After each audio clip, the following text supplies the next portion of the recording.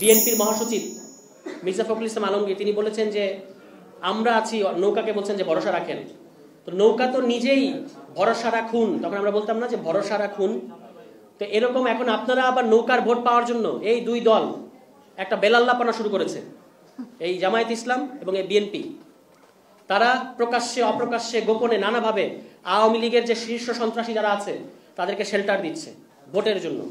আপনারা রেফারি, মনে রাখবেন এটা, রেফারি মানে হচ্ছে যেই দল যখন ফাউল করবে প্রয়োজনে হলুদ কার্ড দেখাবেন, প্রয়োজনে লাল কার্ড দেখাবেন, কিন্তু নিষ্ক্রিয় থাকা যাবে না। নিরপেক্ষতা মানে নিষ্ক্রিয়তা না, আপনারা নিষ্ক্রিয়। কিভাবে অন্তর্বর্তী সরকার এই যে লিপ সার্ভিসিং দিচ্ছেন আমাদের প্রধান উপদেষ্টা, শ্রেষ্ঠ নির্বাচন করবেন। আপনি ভাই শ্রেষ্ঠ নির্বাচন করার দরকার নাই, একটা সুষ্ঠু নির্বাচন করেন।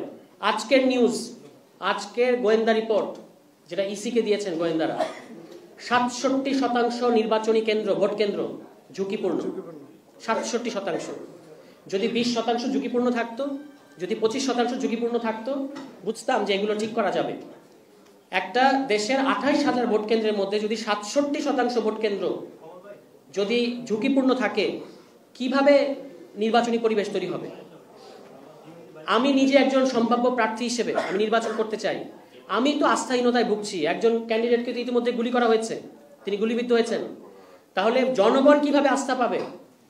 কিভাবে অন্তর্বর্তী সরকার এই যে লিপ সার্ভিসিং দিচ্ছেন আমাদের প্রধান উপদেষ্টা, শ্রেষ্ঠ নির্বাচন করবেন। আপনি ভাই শ্রেষ্ঠ নির্বাচন করার দরকার নাই, একটা সুষ্ঠু নির্বাচন করেন। সুষ্ঠু নির্বাচনের পরিবেশই তো দেখতে পাচ্ছি না। সহিংস পরিস্থিতি, এরকম একটা বাজে পরিস্থিতি তৈরি হয়ে আছে, এবং যারা পেশি শক্তি নির্ভর রাজনীতি করতে চায় না তাদেরকে আপনারা কিভাবে আশ্বস্ত করবেন? এই অন্তর্বর্তী সরকার আশ্বস্ত করার মতো কোনো কিছু আপনারা করতে পারছেন না। এবং আমরা যতই দিন যাচ্ছে আমাদের মধ্যে এই বিশ্বাস দৃঢ় থেকে দৃঢ়তর হচ্ছে, এই সরকারের যে উপদেষ্টা পর্ষদ, যে উপদেষ্টারা আছেন, তারা এই জটিল পরিস্থিতি মোকাবেলা করার ক্ষেত্রে, ডিল করার ক্ষেত্রে চরমভাবে অযোগ্য এবং তাদের মারাত্মক রকমের অদক্ষতা আছে। এবং তারা আসলে বাংলাদেশের যে আমরা যে একটা এক্সট্রা অর্ডিনারি সিচুয়েশনের মধ্যে নির্বাচনটা করতে চাচ্ছি বা যাচ্ছি, এইটা সম্পর্কে তারা সম্যক ধারণা রাখেন আমাদের মনে হয় না। আরেকটা জিনিস আপনারা খেয়াল করবেন যে এই যে সরকার একটা কাজ করেছে, মানে কিভাবে পরিস্থিতি জটিল করা হয়। সরকার, আমরা এটা সংবাদ সম্মেলন করে বলেছি যে সরকার কিন্তু জনগণের সাথে, আমাদের সাথে একটা সাপ লুডো খেলা শুরু করেছে।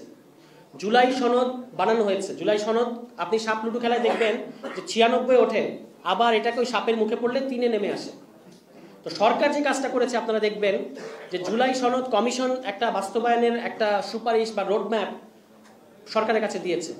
সরকারের উচিত ছিল যে সেখান থেকে দুটো সুপারিশ থেকে কম্বাইন করে বা নির্যাসটা নিয়ে একটা সুপারিশ বানিয়ে তারপর রাজনৈতিক দলগুলোর কাছে আবার দেয়া যে আমরা এইভাবে সনদ বাস্তবায়ন করতে চাই, আপনাদের কোনো বক্তব্য থাকে বলে।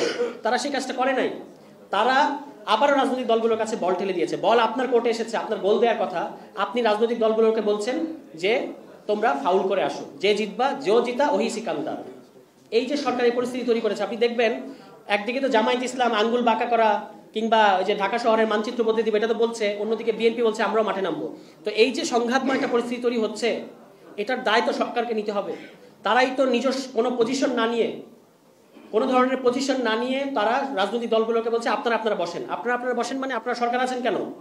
আপনারা রেফারি, মনে রাখবেন এটা, রেফারি মানে হচ্ছে যেই দল যখন ফাউল করবে প্রয়োজনে হলুদ কার্ড দেখাবেন, প্রয়োজনে লাল কার্ড দেখাবেন, কিন্তু নিষ্ক্রিয় থাকা যাবে না। নিরপেক্ষতা মানে নিষ্ক্রিয়তা না, আপনারা নিষ্ক্রিয় আচরণ করছেন। আমাদের মধ্যে একটা চরম আস্থাহীনতা তৈরি করেছেন, একটা অনিশ্চিত পরিবেশ তৈরি করেছেন সারা দেশ জুড়ে। এই কারণে এই সরকারকে আগামী যে সময়টুকু আছে, যদি সুষ্ঠু নির্বাচন চান, প্রথম কথা হচ্ছে জুলাই সনদের আইনি ভিত্তি তৈরি করার ব্যাপারে কোনো ধরনের গড়িমসি করা যাবে না।